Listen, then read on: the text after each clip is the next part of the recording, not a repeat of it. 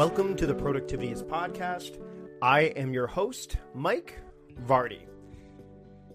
You know, I haven't chatted with this guest of mine this week in a long time, at least not in a recording sense. We've been keeping in touch since we ended the podcast we did together, Workflowing, over at 5x5.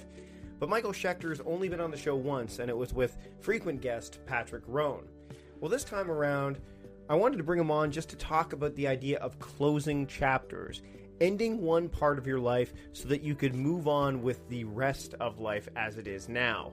We've both kind of gone through that process recently, him with his writing and productivity as a whole, and me with, well, I'll let you listen to the episode and you can find out a bit more about what we've each gone through, as well as certain things in terms of simplicity in that most people need when they're dealing with productivity, which, by the way, at the end of this episode, so near the tail end, you'll hear me talk about some of the reminders apps that some of my newsletter subscribers and Patreon supporters have used and wrote in to tell me about. But more on that later. For now, I want to share this conversation that I had with my good friend and former podcasting partner, but always entertaining and always fun to chat with, Michael Schechter.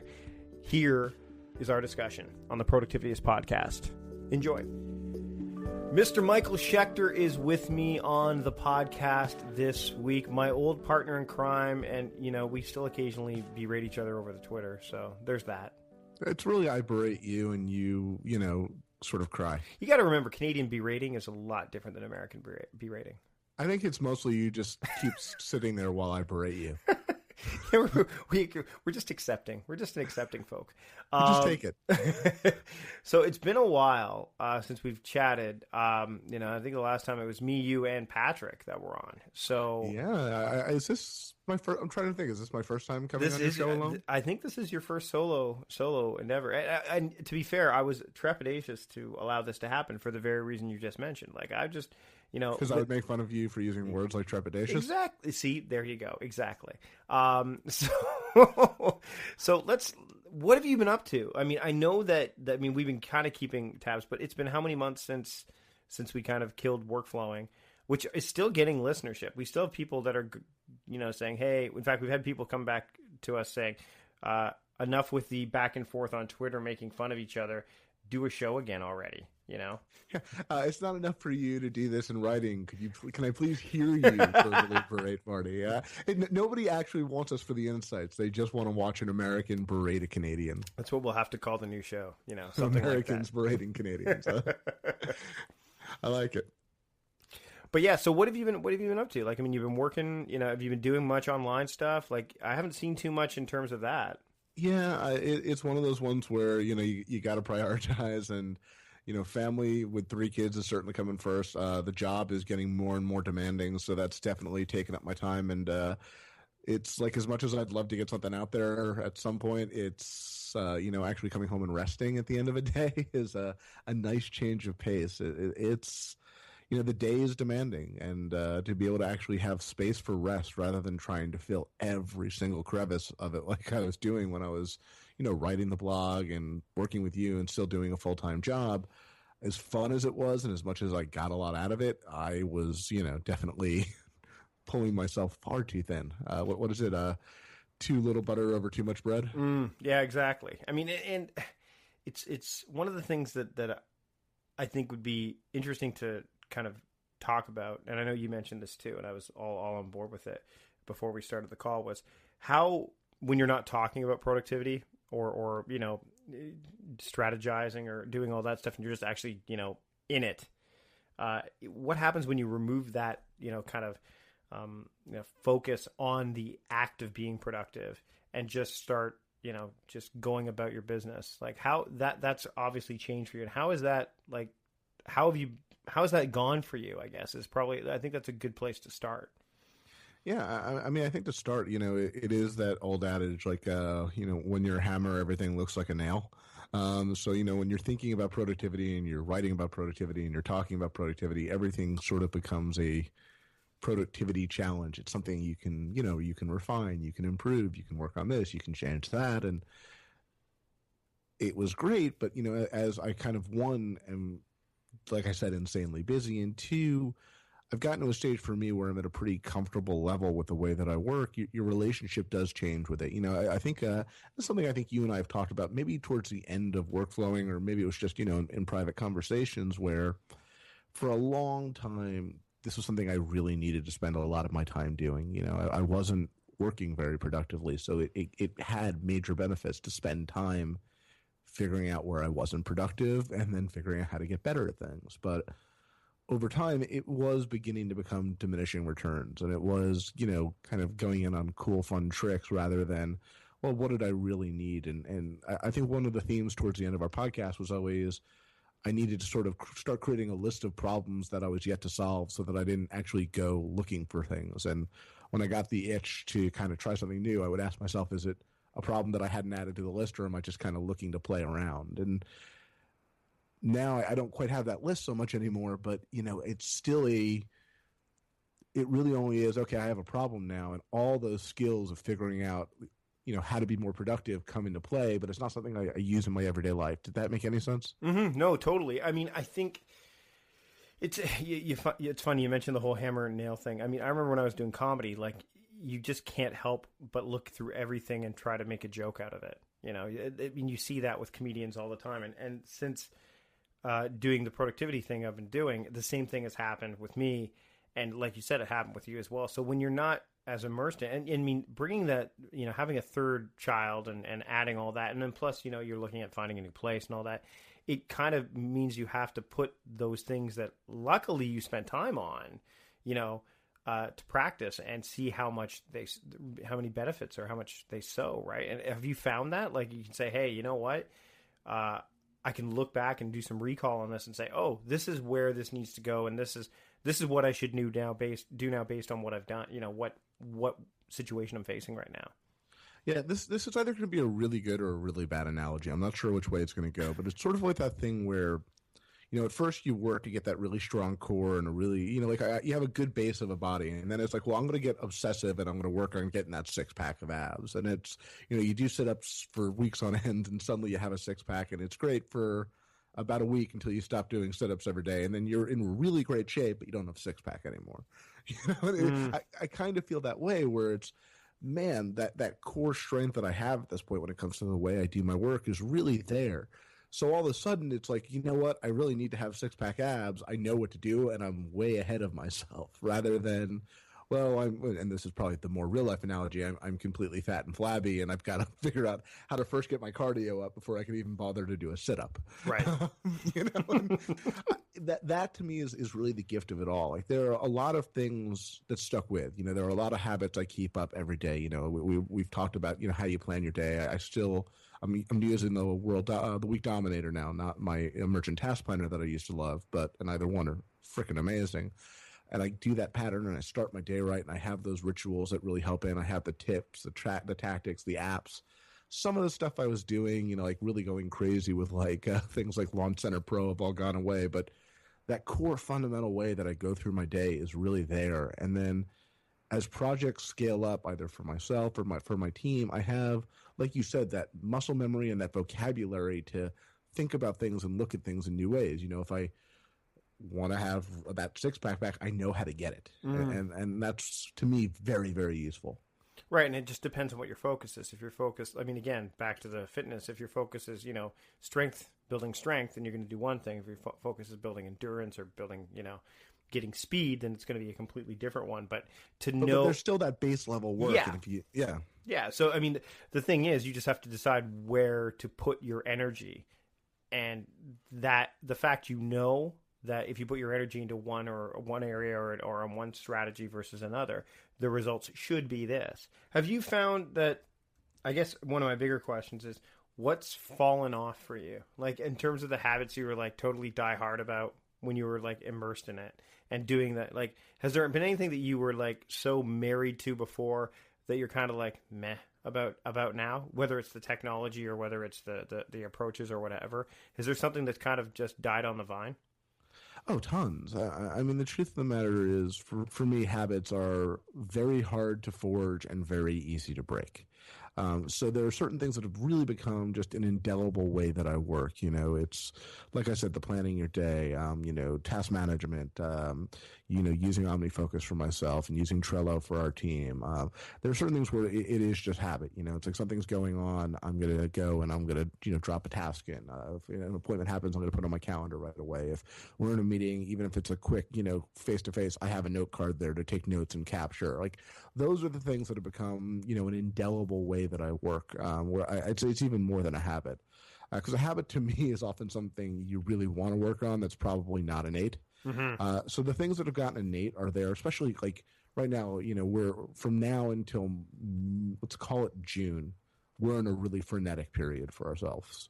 And it's going to be insane. And it's like, that's where you really see, okay, what is something I'm trying to do and what is something I do without having to think about it. And a lot of that's become muscle memory. And anything that wasn't, like I said, using Launch Center Pro or certain little trick apps, they're all gone. I mean, it just, I'm still using Text Expander. I'm still, using things like Fantastic How to get to things faster, but it's not like I want to have this Rube Goldberg machine of how I work. Right. It's like, how do I simplify it? How do I streamline it? And how do I make it so that things are a little more likely to become muscle memory so that I don't have to think about how am I being productive during the day? I just have the way that I work that is productive. Yeah, like the email autoresponder for some people, the office out of office one is a miracle for so many people. And it's like probably for guys like me and others that are really, it's like a foregone conclusion. But for some people, it's a lifesaver.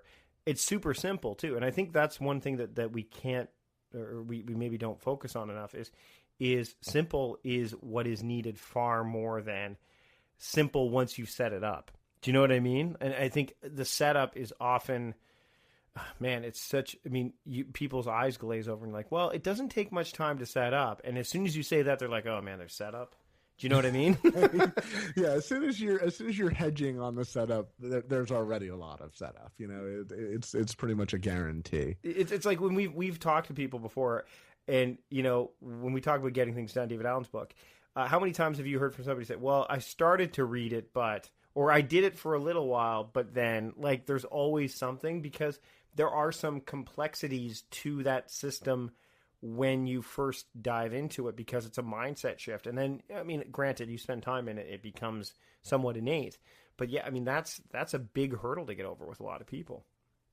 Yeah, no, and I think a big part of that is, what I'm saying is, like, I wish I could tell you, okay, here are the things that are core. These are the things that you have to do. You have to review every day. You have to write things down. You have to whatever.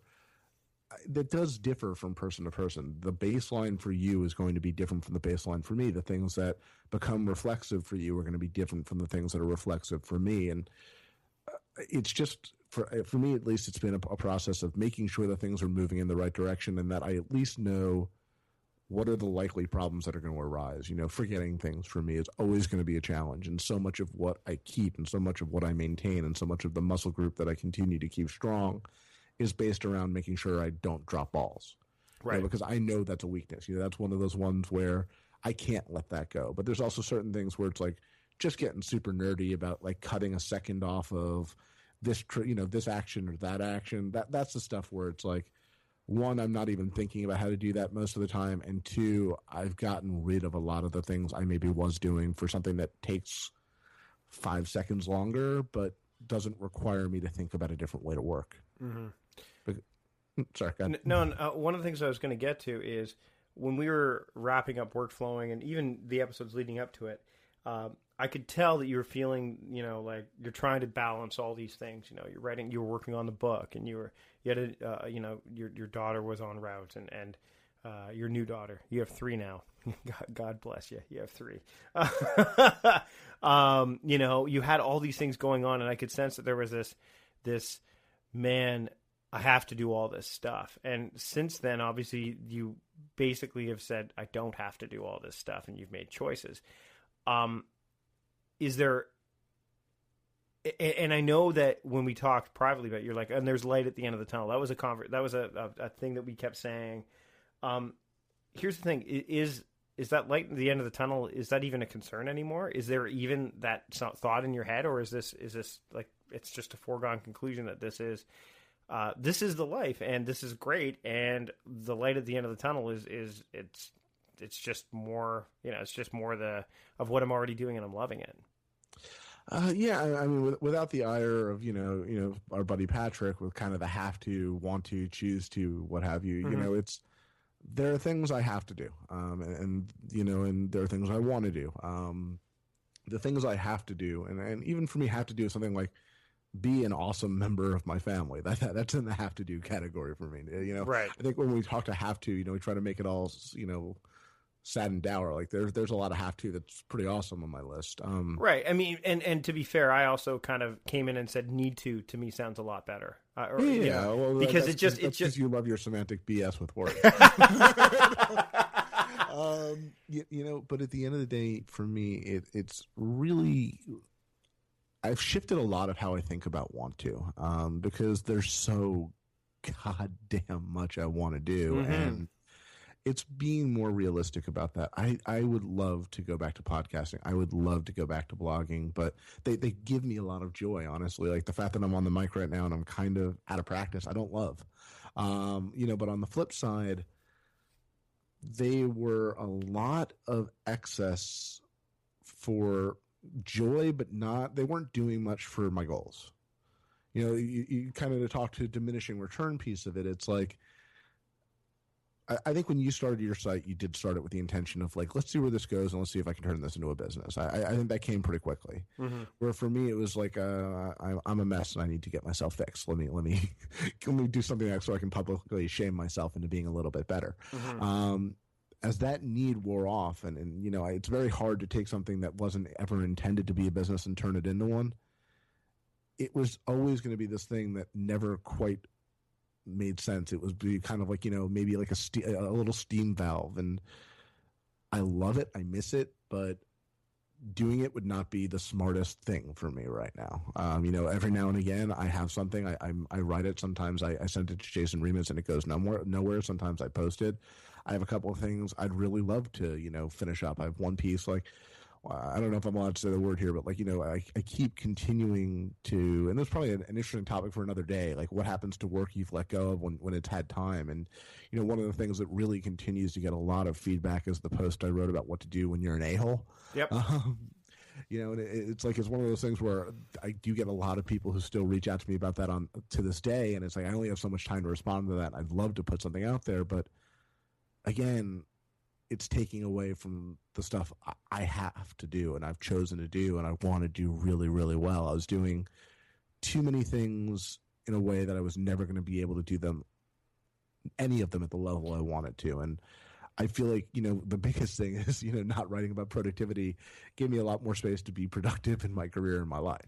Well, and you know what? I mean, one of the things I recognized more so when I was away recently was that when I was home and with my kids, I was really present, but there was part of me that was like, I'd have an idea and I'd write it down, and then I'd want to go to write it down right away. When I was in Mexico, that option didn't exist. I mean, I wrote it down, but that was about all I could do with it. I didn't bring my computer or anything. And when I got back, the same kind of feeling happened, but it was a great feeling. It felt freeing to be able to say, you get to the point, and I'm imagining maybe this happened with you. You can kind of, chime in a minute. But I am doing things like I'm spending, now that I've started to build the business up, and it's a business now. I mean, there's a whole new set of rules and regulations and responsibilities that come with it. But I am spending more time doing those things I want to do, but also that I need to do. They're mutually, they're part of the same, conversation. And it's awesome, which means some of the wants that I wanted to do, like, perform comedy again, or do, a bunch of other stuff for the business that I thought needed to be done right away or at all, has been pushed way off, into the future, or even just dropped altogether, because the wants of, like my daughter made this wicked movie, we were talking about it before. She made this movie on iMovie, on her iPod Touch, and it's really good, and I'm like, she's definitely more talented. She definitely is, and it would be awesome to be able to say, hey, let's put her in a community center class on how to use iMovie on the iPhone, or let's take it together like we did when we did family archery.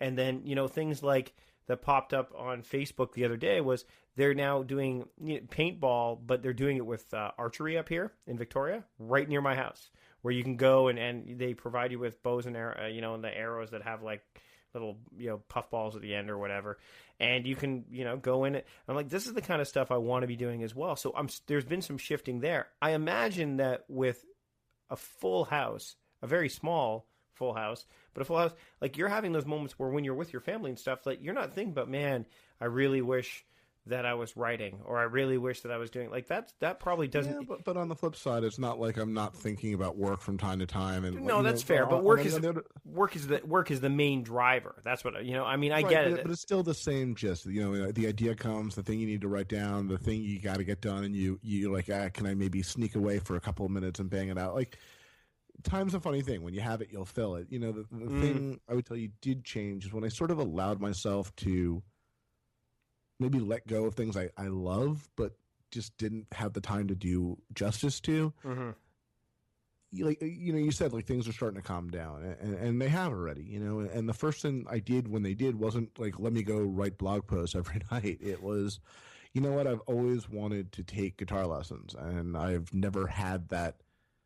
I never did it when I had the time, and now that I don't have the time, let me actually make time for it. And that is, you joke about the small apartment. The walls close in on you with 3 kids. To be able to go one night a week and go out and do that, rather than trying to shove another thing that's seemingly productive into my life. Because in theory, that is productive too. I mean, you got to think. I mean, if you want to look at, playing it, I think that's awesome, because those kind of things allow you. Fine, let me reframe it. Sure. Productive in the sense that like everything I'm doing is to achieve my goal. And yeah. Like the truth of the matter is, if I keep saying the truth of the matter, I got to stop saying the truth of the matter, Farty. You got to beat that out of me. It's interesting that you say that. It's interesting. But yeah, it's one of those things where the more I go and try to like. If I kept trying to do it, I was going to make myself miserable with something I genuinely love. And it's like, I'd rather the site stay up there. It helps some people. And if every now and again I have something I want to say, be able to have a place to go say it. And if I don't for a really long time and I lose everyone who is listening to it, so be it. I'm weirdly happier not doing something that made me pretty happy. Well, and you know what, there's the old saying, everything is new on the internet to somebody. You know what I mean? Like, you could literally go and schedule tweets of old posts, and people go, wow, this is amazingly, like, I don't know what I'm going to do when I turn 41, because the most commonly retweeted post for productivity is just 40 things I learned in 40 years. Well, now what's going to happen, right? I'll be 40 forever. There's always going to be, you can do that. That's the nice thing about writing, is that it will, look, Harper Lee's just releasing her second book. Do you know what I mean? Like, it's not, those things can live, in infamy or just in legacy. Kind of looking back to one of the episodes we had of Work Flowing with Chase, where he talked about you can't choose your own legacy. Like, kind of, you can help shape it, but someone else gets to decide it. I think that, what I like about what you've been doing is, you've basically made choices, and those choices were not easy choices, but they were choices that had to be made. And so many people don't do that. So many people try to cram, and then they burn out to the point where nothing is getting done well and something falls apart, and sometimes catastrophically. Yeah, and that's definitely where I felt I was. It was like, even right now, if I said, like, let me go back to writing, and I tried. I tried a couple months ago, and it's a couple of other reasons why I haven't really been publishing all that much, but, it's one of those things where it's like, sure, I could get back on that treadmill, but why? Right. And it's a weird thing to say, but it made me happy wasn't enough of a reason, because there's a lot of things that make me happy, and I'd rather focus more of my energy on the things that already are making me happy, and then maybe allow myself to have a little fun. Like I said, that first free moment, I was really tempted to start writing again, and I said, screw it. I've always wanted to learn guitar. Let me go take a class. And boy, is that one decision paid dividends, and had that philosophy sort of trickles into other things. Mm-hmm.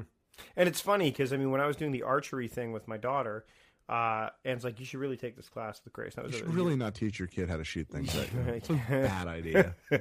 But we did it, and the first thought that entered my head wasn't, that's awesome. Like, it was. Actually, the first thought was, that would be awesome. But then all of a sudden well, when is it? Oh, it's this time? Okay, well, that's not, I'm free that time.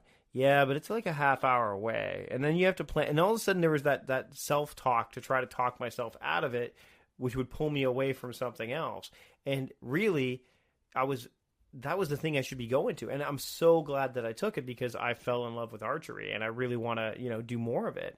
And, my kids when Target was shutting down here, and they are now officially closed. I was walking through in the toy section. They had like the Thunderbolt Thunderbow, which is like got 5 little Nerf targets. I'm like, oh, I'm buying that. It's like $11.99 because it was like 50% off. And I've been playing with that thing like every day. It's the thing I do when I'm like kind of stuck or just want to take a break. And sometimes, like that thing that doesn't seem like it's going to push you towards the bigger goal is the very thing you need so that you can recharge, so that you can hit the bigger goal. Well, it's funny. It's sort of related and unrelated at the same time. It's like a big joyful thing of the guitar class for me is like, I do definitely struggle with my fair share of that internal voice that's telling me I suck. Mm. And boy, does that voice have a harder time when you actually start something you really genuinely suck at. Yeah. It's like, it's like, that's what sucking it's like, you suck. Yep, I kind of do. Well, I don't suck nearly as bad at that by the way, I suck at guitar. What guitar did you go out and buy a guitar? So we're totally getting into unrelated territory. No. I think this is good. So what guitar do you have? It's actually my dad had an old Taylor that broke, so it's actually a really great guitar. That's a nice guitar. Taylors are good. Yeah, it's really, really great guitar. So I'm like spoiled with it, but it's like I have no business holding it in my hand. I have an Applause, which is like the Ovation, with a round back. Yep. I have one of those. I still play, not very well. I play what I would like to call campfire guitar, which is basically I can play a bunch of chords. I can't hit the B7th to save my life because, again, small hands is very hard for me to do bar chords even. But I can play, campfire guitar. I can, I bring it with me when I go camping. It's probably the only time the guitar really comes out. But when I go, it's there. I would have loved to have had some room to fit it in my office, because that would be a place I'd probably play it, but it's still in the bedroom, so I can sit up there. But yeah, I think that you need those things. You need those. And for some people, writing is that, right? That's the thing that they need to kind of, free them up or whatever. Yeah, so, and for me, I think writing became another responsibility. Mm-hmm. And honestly, I do enough of it in my daily work anyway. Yeah. That it's not like I'm not, it's not like that itch is not getting scratched. It's just like, but instead, like, yeah, I do feel like I can come home and pick up the guitar and you said you play campfire. I play terribly, but, play terribly on that for a while, or God forbid, sit on the couch and watch a movie for a few minutes and actually recharge my batteries for a change. And boy, doing less things I care about allows me to get better at the things I care about that I kept around. Yeah, it's one of the things, just a quick story, which I think is actually quite relevant considering what I used to do. And also what you were talking about, like, I did an improv show 2 weeks ago, and it was the reunion. So, and that's where I came from. That's my background. I went and we were on stage. They asked me to perform, and I went up and I performed in the first half, and then my wife was watching the show, and a bunch of everyone there, most of them I knew. And during the break, I went to my wife and I said, it's not there. And she said, "What?" I'm like, "Yeah, I'm going to come up and sit in the crowd with you for the second half because it's just not there." And I performed, like I did some stuff, and I didn't suck at it. When you're saying it's not there, you're saying you weren't up to it, or you weren't getting the same high from it. I wasn't getting the same high from it, and as a result, I wasn't up for it anymore. You know what I mean? Like, so I actually went up and did. The typical, I was rusty, but I did the whole, like there's, gagging and stuff like that you do to kind of get the juices flowing again, which is kind of the, the idea of you make a joke that's super easy instead of really playing by the rules.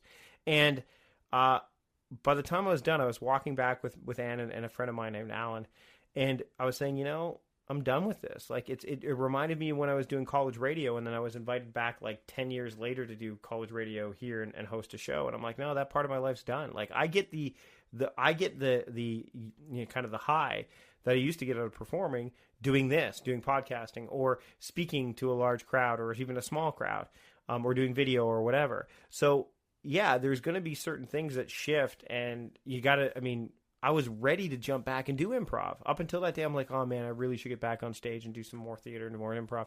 And I couldn't care less.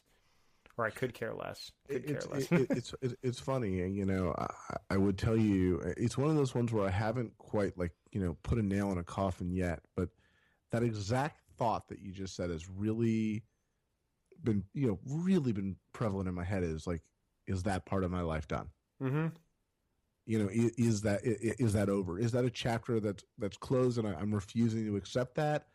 Or is it like, why am I? Because I'm keeping the door open just a crack. Mm-hmm. I do wonder if this, phase of my life where I published a lot of stuff on the internet and got behind a mic and talked about a subject on a regular basis for a pretty long time, is that done? And there are parts of me that I still keep coming up with kind of directions I could take the site or an idea for an audio podcast concept I'd love to try out. And then there's just always this other thought where it's like, is that part over? Is that chapter done? And I haven't really decided the answer. I guess, to be determined. But it's a very difficult thing because, you really, I loved that time in my life. And it's like, do I really want it to be over? But I've also, if I've learned anything over the last couple of years, it's especially since the business sold and I'm kind of not working for the family business, it really is actually pretty amazing what can happen when you close one chapter and move on to another. Yep. Absolutely. As soon as I got home from that improv night, the one thing I did was I went into Todoist and looked for anything that had comedy stuff in it and deleted it. And it felt great. That's probably good for a lot of people. It is. It is definitely good for a lot of people. I think this is a good place to end. So why don't we wrap up? We can't find you on the internet anymore. So where do you live? And send everyone your address. So still accessible on Twitter, although not on there as much as I used to be. You're okay. You're better than you were a couple months ago. And by the way, since we moved into the basement down here, so we haven't talked since I have the renos. So now that I'm the office, we've got the fridge downstairs now, which was an apartment-sized fridge, which is great because it's perfect for beer. Yeah, so, you know what? You didn't ask me what I was drinking, and this is probably the true note to end on. Yeah, go ahead. Tell me what you're drinking. A steam whistle. No. One better, my friend. Oh. I am drinking from East Van with love. Oh, you're drinking the maple bourbon stout. Yep. How is it? It's they actually suggested you wait until after January of 2015 to drink it. So it's I think you gave it to me a year and a half ago. I did. I still haven't drank mine yet. Yep, I've been aging it and it's really well balanced. I can't tell if it's the aging because I obviously never tried it. It was really hot before.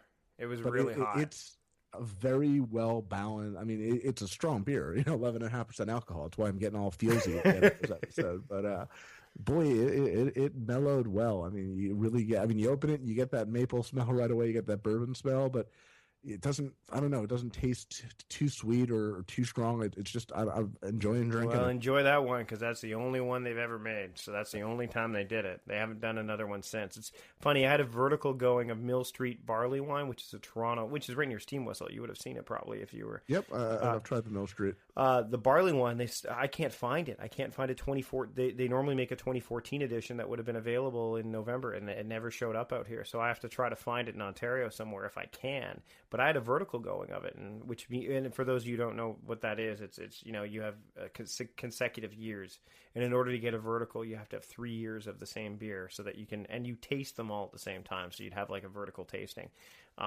Whereas my buddy Graham has a vertical tasting of 2 different beers, and Tony has one because I gifted him one. So I'm the one waiting on a vertical at this point. I'm sure Gabe has some vertical tastings. I remember when I was at his place, he even had them set up in his cellar. Yeah. By the way, I'm a couple episodes behind. Sure. If you haven't been listening, if you're a beer nerd and you enjoyed that part of our old podcast, Nerds on Draft has been really solid. Yeah. And another side note about the kitchen down here, because this was a kitchen, is in the cupboards, the upper cupboards now, that's where the beer goes. So the beer cellar is now in actual proper cupboards, which is great because I can store more and I don't feel like it's, and the humidity's fine and everything. So I'm pretty excited about that. But now all the beer is served downstairs. So the liquor bar is upstairs with all the bourbons and stuff, but the beer is downstairs, just as it should be. feels like segregation, and I respect it in that sense. All right, so you can be found. So you're on the Twitter as Schechter. Everybody knows where you can find me. Thanks again for joining me this week on the podcast. And Shaq, thanks for coming on and chatting. We'll have to have you on again soon. That'll be fun. This will be my little crack left into this world. Thanks to Michael Schechter for being on the show with me this week. Man, it's such a good time whenever we get together, whether it's just having a beer while we talk over Skype or chatting on Twitter, even though, as he said, he occasionally gives me the gears. Again, a very quintessentially Canadian term from what I understand. It's always awesome to talk with him, and I'm glad we get a chance to catch up, and I'm proud to call him a friend. I right now want to share with you some of the stuff that's been shared with me via some of the things that are going on regarding the Productivityist newsletter and things of that nature. So I want to talk about the Reminders apps. I wrote this in a newsletter not too long ago, and if you're not subscribing to the newsletter, it's really easy to do. Just head over to productivityist.com. There will be a little hero thing at the top where you can say, click and get my manifesto, which is the Way of the Productivityist manifesto, which is, one of the core things that I use to help guide my writing and my beliefs and all that over at Productivityist. So check that out. You'll get that free when you sign up for the newsletter, but you also get the chance to chat with me via email every once in a while. So let's talk about some of the people who sent some stuff into me regarding the Reminders apps. Paul Tomes, he sent me what he uses for his Reminders apps, and I'll put a link to that newsletter in the show note as well, so that way you can see what newsletter I'm talking about. So the Reminders app that he uses is primarily OmniFocus still, but it's starting to kind of get overwhelmed with what he's doing with it. So what he's using is the Reminders apps every once in a while. He likes simple, he likes organized, but he's looking for something that makes the return on investment of switching from OmniFocus worthwhile. So he's kind of using both Reminders and OmniFocus, but he's still searching. I use, as I mentioned in the newsletter, I use DUE, DUE, which I know Michael Schechter uses as well. So that's one of the Reminders apps. Ken Fleischer also sent me a note saying he uses Alarmed. He hasn't tried DUE, but they're very similar, at least in his mind. It allows him to snooze, have repeating alarms, turn alarms off and on, and even have alarms that repeat at a schedule during a single day, but only between a defined period of time. So it's kind of like got that do not disturb thing happening in iOS. It's flexible and intuitive, and he can't imagine what he'd do if the developer abandoned it. So developer of Alarm, don't abandon that application. So those are two of the people that took the time to let me know what Reminders apps they use. So take a look at the newsletter that's in the show notes, and you'll be able to see what I've got there. You can even send me your stuff. And again, I want to thank you for listening to this week's episode of the podcast. I'm going to do more of these things at the end. Again, this episode was a bit longer, but we haven't chatted in a while, me and Mr. Schechter. So we got the chance to do so. We've got more great guests coming up in the next few weeks. Eric Fisher is going to be on the show. Jim Woods is going to be on the show. So stay tuned for that. Until then, you can follow me over at productivityist.com. You can follow me personally on the Twitter at Mike Vardy. You can follow Productivityist on the Twitter at Productivityist. We're also over on Facebook, Instagram. Productivityist is on Instagram. Thanks again for listening this week. Thanks again for your support if you're a Patreon supporter. If not, you can head over to patreon.com/productivityist and pledge whatever amount you choose. If you are not able to support in any kind of monetary fashion, which, by the way, all those funds go right back into the podcast and into the company, so we'll be able to, make the show better, and you can see all the milestones that we're seeking out there, as well as the perks. If you can't support monetarily, as I was saying, just go to iTunes or your podcast aggregator of choice and leave a rating or review. It helps more people find the show. Also, it allows me to make the show even better. You can leave feedback and all that stuff there. And again, hearing something is better than hearing nothing. So I'd rather hear what you're looking for and suggestions, all that stuff. I'd love to hear from you. So thanks again for listening this week. We will be back again. That's easy for me to say. Next week with another fresh new episode of the Productivityist podcast. Until then, keep moving things forward. We'll see you next week.